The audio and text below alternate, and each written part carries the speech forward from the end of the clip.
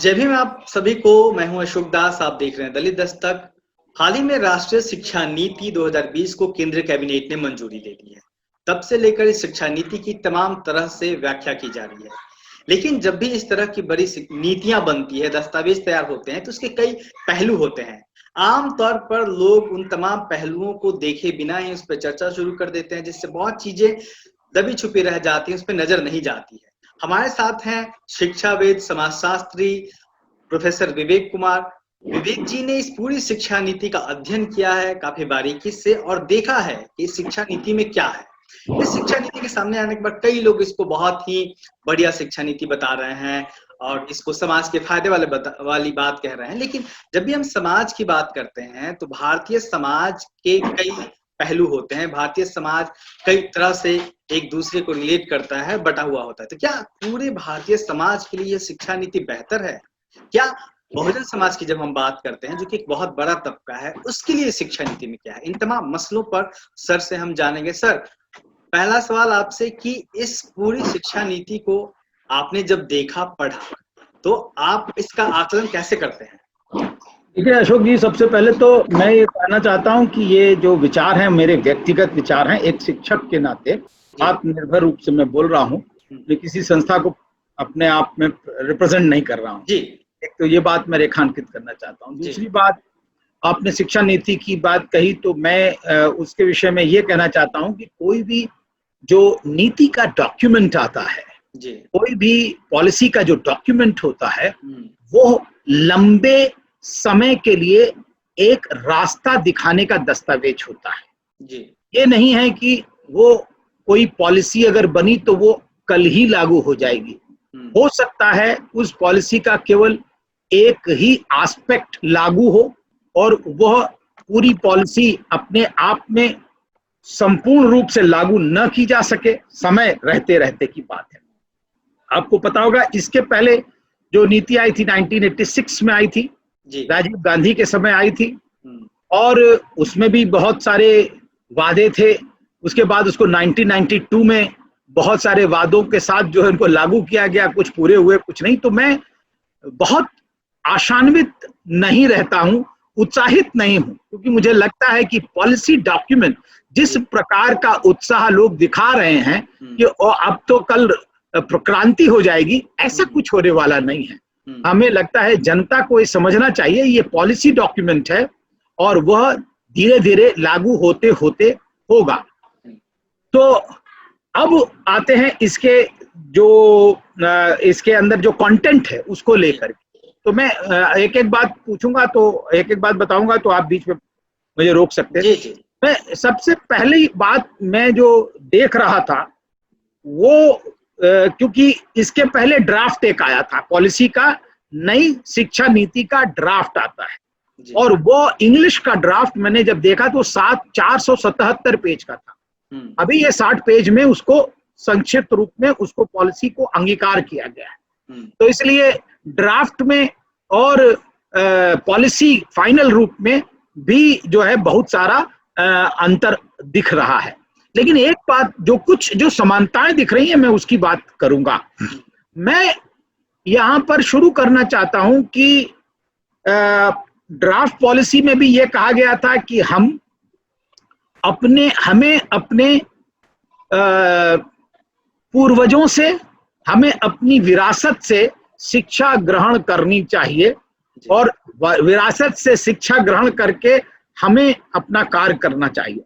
उस विरासत में मैंने जब ड्राफ्ट पढ़ा था और उसके बाद फाइनल कॉपी पढ़ी तो उसमें विरासत में जो नाम दिए गए उनको देख करके मुझे बड़ा अचंभा हुआ। पहला जो कुछ नाम है मैं गिना रहा हूं कि ड्राफ्ट में विवेकानंद भी थे, उसके बाद फिर चारावाक, उसके बाद जो है सुश्रुत थे, उसके बाद फिर जो है वारामीरा थे, वारामीरा के बाद आर्यभट्ट थे, इसी तरह नागार्जुन आए बाद में, जब फाइनल कॉपी आई गार्गी आई, मैत्री आई। लेकिन जो मुझे लगा कि यही हमारी विरासत नहीं है। अगर भारत में विरासत देखें, जिन लोगों ने शिक्षा के लिए और विशेषकर वंचित लोगों की शिक्षा के लिए काम किया, वो जो हैं उनके नाम इसमें कहीं दिखाई नहीं दे रहे हैं। जी तो मैं कहना चाह रहा हूं कि ज्योतिबा फूले ने 1850 के अंदर पहला स्कूल खोला था जी और अपनी पत्नी को पढ़ा करके दलित महिलाओं को पढ़ाने के लिए उन्होंने पहल करी थी। क्या ये शिक्षक या ये शिक्षिका, क्या इससे हमें प्रेरणा नहीं लेनी चाहिए? मेरा प्रश्न ये है। जी उसके बाद आप देखिए कि साहू जी ने अपने छोटे से जो उनका रजवाड़ा था उसके अंदर उन्होंने छात्रवृत्ति दी और स्कूल खोले। बाबा साहब उनको डेमोक्रेसी का पिलर कहते थे। बाबा साहब ने खुद शिक्षित हो, संगठित हो, संघर्ष करो, ये इसका नारा दिया और बाद में जब स्कूल खोले, कॉलेज खोले और बाकायदा लोगों को पठन पाठन के लिए अगर फॉरेन की स्कॉलरशिप भी दिलवाने की बात करी, यहाँ तक कि पुणे पैक्ट में जब उन्होंने पैक्ट किया तो उसके अंदर भी शिक्षा के लिए अलग से, दलितों की शिक्षा के लिए अलग से रुपया मुकर्रर करने के लिए कहा। तो हम क्या इन समाजों के, इन वंचित वर्गों के नायकों से जिन्होंने विशेषकर शिक्षा के लिए काम किया है, क्या उनसे प्रेरणा नहीं लेंगे? मतलब जो बहुजन समाज की अस्मिताएं हैं उनको किनारे रखा गया है पूरी शिक्षा नीति में। मुझे बिल्कुल उसके अंदर ये कहीं नहीं दिखाई पड़ते हैं। यहाँ तक कि बुद्धा को ड्राफ्ट के अंदर बुद्ध की एक बात को जो उन्होंने कही वो बड़ी काबिले तारीफ कही ड्राफ्ट कमेटी ने उद्धृत किया हुशी को। हुशी जो थे वो थे चाइना के राजदूत अमेरिका में, और उसको उन्होंने उद्धृत करते कहा कि चाइना के इस दूत ने ये कहा है कि भारत ने बिना किसी सेना को अपने सरहद पर भेजे हुए बगैर भी चाइना पर 200 शताब्दी तक राज किया जी। लेकिन उनका जिक्र पॉलिसी के अंदर नहीं आता है। और बुद्ध कह रहे थे बुद्धम शरणम गच्छामि, यानी कि आप शिक्षा ग्रहण कीजिए, अत्तदीपो भव। तो क्या हम इनसे शिक्षा नहीं ग्रहण करेंगे? जी। ये हमारी हेरिटेज नहीं है, ये हमारी विरासत नहीं है। ये मेरा एक बहुत बड़ा प्रश्न है जो कि ये बताता है कि कहीं ना कहीं शिक्षा नीति में बहुजनों की और दलित नायकों की जो देन है समाज को, उनकी जो देन है उसको कहीं ना कहीं नकारा गया है। सर एक और जो कहा जा रहा है कि व्यावसायिक शिक्षा दी जाएगी, जो लोगों की व्यवसाय रहे हैं उस पर आधारित शिक्षा भी दी जाएगी। तो सर उससे वो स्कूलों में अगर उस तरीके से शिक्षा दी जाती है तो उसका समाज पे किस तरीके का प्रभाव पड़ेगा? नहीं, आपकी चिंता जायज लगती है अशोक जी, और मैं इसको इसलिए भी बहुत जरूरी इसको रेखांकित करना चाहता हूं, और एक समाजशास्त्री के रूप में, और इसको दो रूप में मैं इस रेखांकित करना चाहता हूं। पहली बात तो यह है कि ड्राफ्ट रिपोर्ट में और फाइनल रिपोर्ट में जो पॉलिसी आई है, दोनों में यह कहा गया है कि हम 2025 तक 50% लोगों को वोकेशनल एजुकेशन देंगे। यद्यपि ये कहा गया कि जो पंचवर्षीय योजना 12 से 17 थी उसके अंदर के आंकड़े लेकर के ये कहा गया है कि केवल अभी वर्तमान में जो भारत में वोकेशनल एजुकेशन, व्यावसायिक शिक्षा की ट्रेनिंग जो मिलती है वो केवल 5% लोग शिक्षा लेते हैं जी। मैं इसको कपोल कल्पित मान रहा हूं। मैं इसको एक तरह से दिवास्वप्न मान रहा हूं कि 72 वर्षों तक, आजादी के 72 वर्षों तक आप केवल 5% लोगों को अगर वोकेशनल एजुकेशन दे पाए हैं तो आप 5 वर्षों के अंदर 45% कैसे बढ़ा लेंगे जी। तो पहला तो मुझे लगता है जो टारगेट है वो अपने आप में भी एक तरह से अचीवेबल, इसको प्राप्त करना नहीं किया जा सकता, इसलिए ये एक बहुत बड़ी खामी नजर आ रही है। दूसरी बात एक दार्शनिक प्रश्न था, जो वो दार्शनिक फिलॉसफिकल प्रश्न ये है, भारतवर्ष एक जाति प्रधान देश है जी। और इसके अंदर ऊर्ध्वाधर समाज है जिसके अंदर जाति पेशे बहुत सारे हैं, जातिगत व्यवसाय बहुत सारे हैं, और जातिगत व्यवसाय आज भी टूटे नहीं हैं। चाहे वो कुम्हार का काम हो, और चाहे वो चमार का काम हो, चाहे वो जुलाहे का काम हो, चाहे वो सुनार का काम हो, कोई भी काम हो, जातिगत पेशे आज भी बहुत सारे, और ये हिंदू ही में नहीं बल्कि मुसलमानों में भी चूड़ाहार, पानीहार, ये सब आप देख लेंगे कि जातिहार पेशे हैं।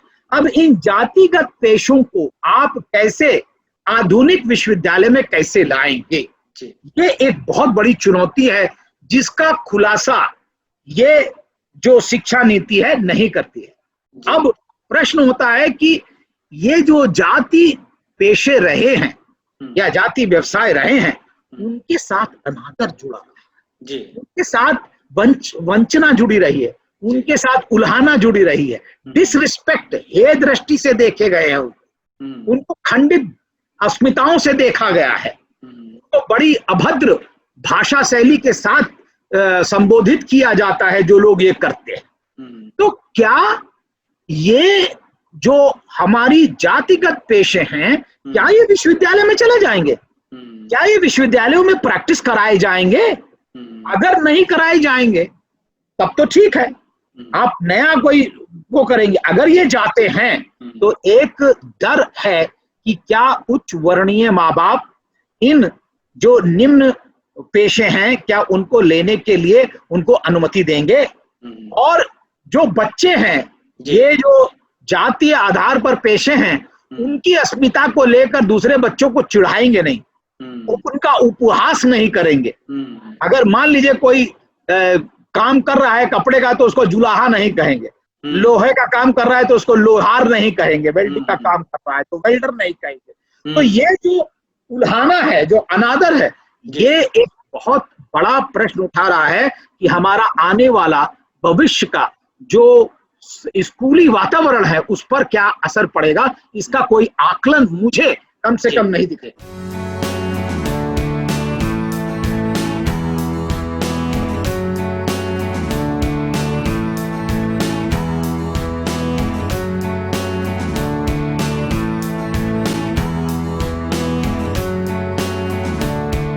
सर ये भी एक चर्चा निकल के आ रही है कि जो एक बहुत बड़ा समाज है SC ST OBC का, उसको और ज्यादा हो जाता है ये, तो इसकी जब बात आती है शिक्षा नीति में तो इसके बारे में जो व्याख्या की गई है, काफी कम पन्नों में, 4-5 पन्नों में इनके बारे में कह दिया गया है। जी, एक्चुअली क्या है, ड्राफ्ट कमेटी, मैंने जब ड्राफ्ट कमेटी की रिपोर्ट देखी तो SC ST OBC को केवल 66 लाइनों में कहा गया। अच्छा, यानी कि 50 आपकी SC ST OBC अगर मिला ले तो कम से कम नहीं तो 70% आबादी जो है ये हो जाती है। तो 70% आबादी के लिए 70 लाइन भी नहीं है, 66 लाइन दी गई। और वहीं पर अगर आप अकलियत यानी कि माइनॉरिटीज को मिला लीजिए तो उनको भी 130 लाइन दी। तो कम से कम नहीं, आप देख लीजिए कि किस प्रकार इनको हटाया गया। और जब फाइनल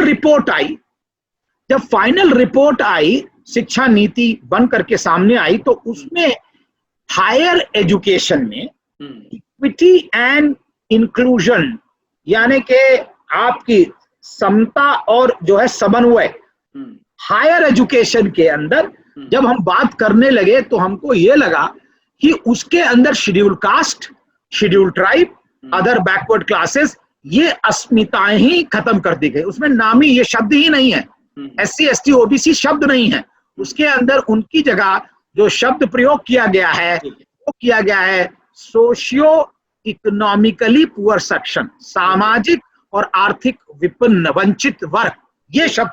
यानी कि एक बहुत बड़ा मुझे आघात ये लग रहा है कि संविधान में जो प्रदत्त अस्मिताएं हैं, संविधान में जो शब्दावली का प्रयोग किया गया है, schedule caste, schedule tribe, other backward classes, ये तो संवैधानिक शब्द हैं।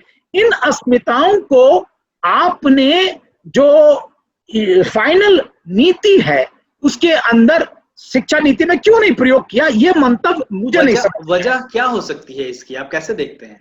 नहीं, मैं इसको इसलिए देख रहा हूं कि इसमें कहीं ये तो नहीं होगा कि जब हम प्राइमरी शिक्षा दे रहे हैं, जब सेकेंडरी दे रहे हैं तो वहां तो आप अस्मिता यूज कर रहे हैं और वहां आप कह रहे हैं कि सोशली और एजुकेशनली बैकवर्ड जो है वो SC ST OBC है, लेकिन जब आप हायर एजुकेशन देने आ रहे हैं तब आप ये क्यों नहीं कह रहे हैं? अगर आप नहीं कह रहे हैं तो जब आपको देना होगा, जब आपको इनको कुछ देना होगा, कुछ सहूलियत देना होगा, तो आप कैसे देंगे?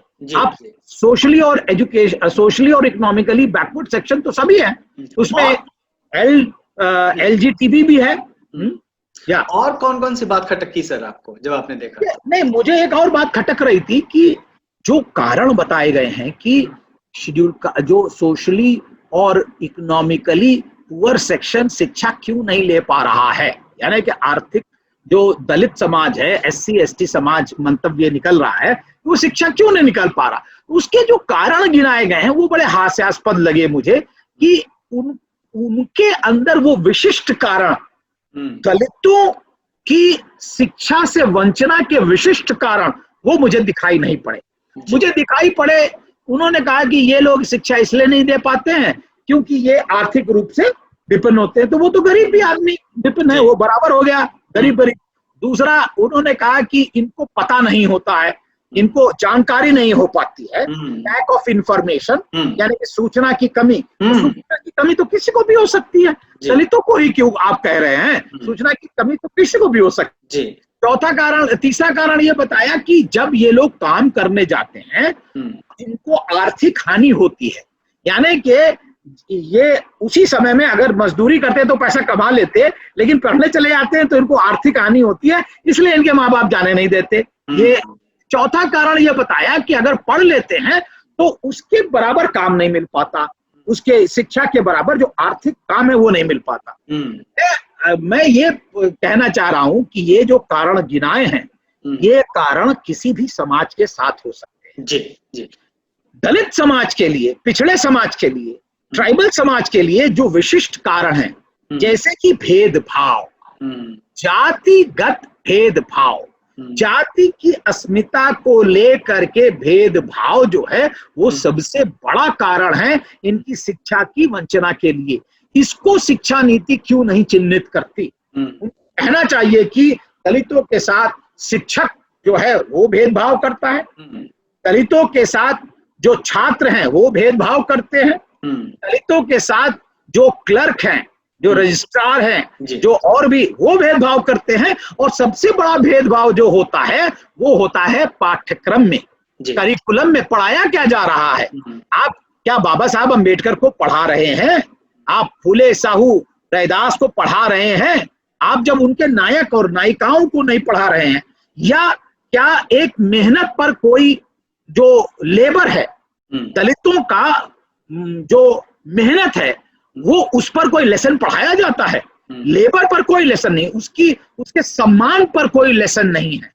तो व्यक्ति हाथ का काम श्रम कैसे करेगा अगर श्रम सम्मान नहीं मिलेगा? तो श्रम का सम्मान उस पर कोई आपके पास पाठ्यक्रम है, तो सबसे बड़ा भेदभाव तो पाठ्यक्रम में हो रहा है। और फिर पढ़ाया कैसे जाता है? पढ़ाया कैसे जाता है?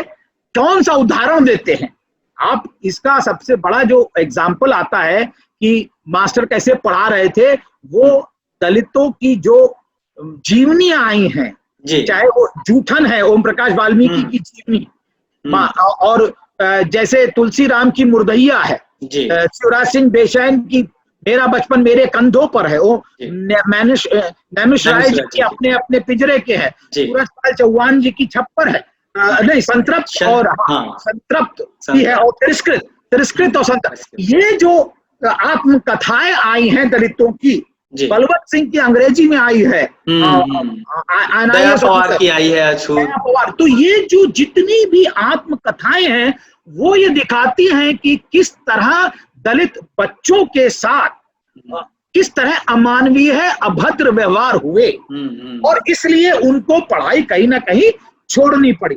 और लास्ट में आते आते रोहित वेमुला के साथ क्या हुआ, इस प्रकार का व्यवहार हुआ। और बहुत सारी ऐसी डॉक्यूमेंट्री हैं जो इस बात को प्रमाणित करती हैं कि दलित छात्रों और छात्राओं के साथ किस प्रकार का दुर्व्यवहार होता है, अनादर होता है, और इसलिए वो आगे पढ़ाई नहीं रह पाते और कहीं कहीं आत्महत्या भी करते हैं। सर चलते चलते आखिरी सवाल, कि एक चर्चा ये चल रही है कि जब भारत आजाद हुआ उस वक्त पहले लॉर्ड मैकाले की शिक्षा नीति थी जो काले अंग्रेज तैयार कर रहा था देश में, उसके बाद जो शिक्षा नीति की बात आई, बारी आई, तो वो वामपंथियों के हाथ में चली गई। अब जो है अब वो भी कुछ बहुत चेंज नहीं कर पाए, लेकिन अब क्या है कि अब शिक्षा नीति भारतीय संस्कृति सभ्यता के हिसाब से बनी जाएगी। तो ऐसे वक्त में जब देश लोकतंत्र से रामराज की तरफ बढ़ रहा है, ऐसे में शिक्षा नीति का बारे में ये कहना कि अब वो भारतीय सभ्यता संस्कृति के हिसाब से पढ़ाई जाएगी और तैयार किया जाएगा, चिंता की बात है या फिर खुशी की बात है? नहीं, देखिए सबसे बड़ी बात है जो मेरे लिए, उसमें एक बात लिखा है, an education system rooted in the Indian ethos and contributes directly to the transformation of India. ये इंडियन ईथॉस क्या है? क्या कभी भारतीय ये जो आपने लाइनें सुनाई, ये उसमें लिखी हुई है? ये उसकी लाइन है शिक्षा नीति की जो आई है फाइनल, बिना संविधान को उद्धृत किए हुए। मैं पूछना चाहता हूं कि बिना संविधान के जो मूल भावना है, हमारा परिवर्तन कहां से आ रहा है? भारतीय समाज कभी भी परिवर्तनगामी नहीं रहा है, वो तो बड़ा यथास्थितिवादी रहा है। और यथास्थितिवाद की वजह से यहाँ पर जातिवाद भी उत्पन्न हुआ और यहाँ पर जो है लोगों के साथ किस तरह का अमानवीय व्यवहार हुआ, उसको समता, स्वतंत्रता, बंधुत्व और सामाजिक न्याय, ये मूल्य हैं जिनके आधार पर नवीन भारत का संकलन होना है, उसको बनना है। तो इसलिए मुझे लगता है कि संवैधानिक जो मनोवृत्ति है या कॉन्स्टिट्यूशनल वैल्यू, मूल्य हैं, संवैधानिक मूल्यों के आधार पर जो भी शिक्षा नीति बनेगी वो परिवर्तनगामी होगी, वो उत्थानात्मक एजेंडे को लेकर के आएगी, वरना हम यथास्थितिवाद में रह जाएंगे। एक बात और मैं कहना चाहता हूं अशोक जी, जिसको लेकर के मैं बहुत परेशान हुआ, वो था कि एमफिल को हटा दिया गया है और लोग इसको कह रहे हैं बड़ा अच्छा हुआ। मैं दलितों, पिछड़ों और जो गरीब व्यक्ति हैं, जो मुफस्सिल टाउन के अंदर पढ़ रहे हैं, दूरगामी एरिया में जो पढ़ रहे हैं, उनकी तरफ से मैं कहना चाहता हूं कि जो एमए है वो हमारी एमए, जो मास्टर ऑफ जिसको बोलते हैं एमए करके आए हैं और डायरेक्ट हम पीएचडी में चले जाएंगे, एमए कभी भी हमको पीएचडी के लिए तैयार नहीं करती।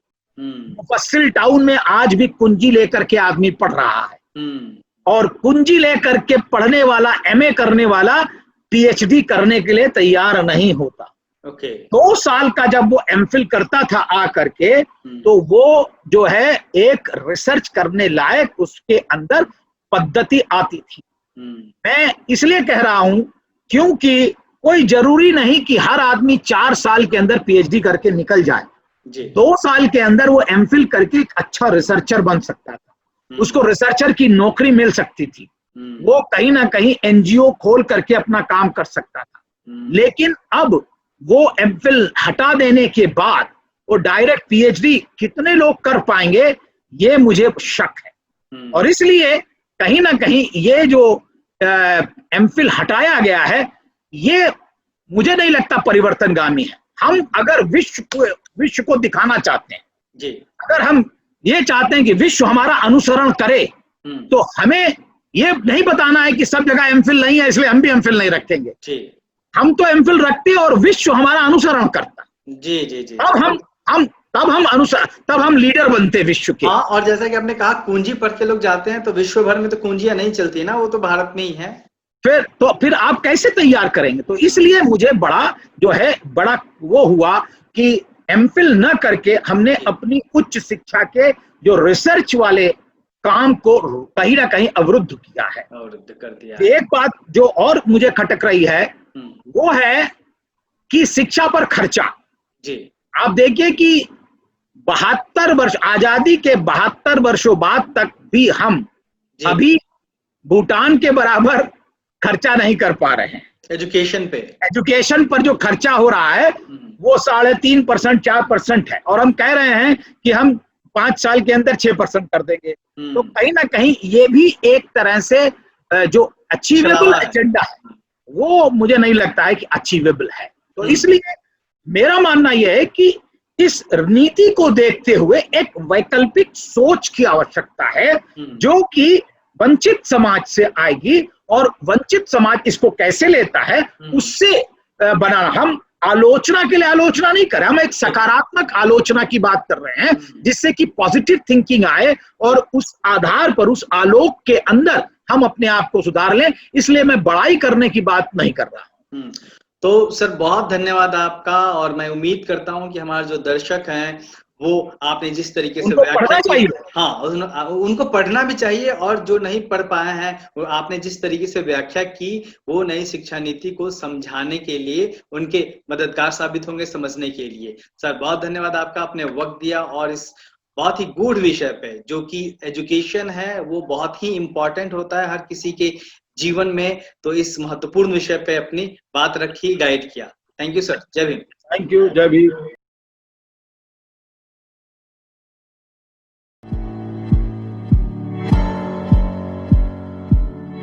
दलित दस्तक आपका अपना चैनल है। यह चैनल आपकी आवाज उठाने के लिए है। इसको जरूर सब्सक्राइब करें और अपने दोस्तों से भी करवाएं। बेल आइकॉन पर भी जरूर क्लिक करें।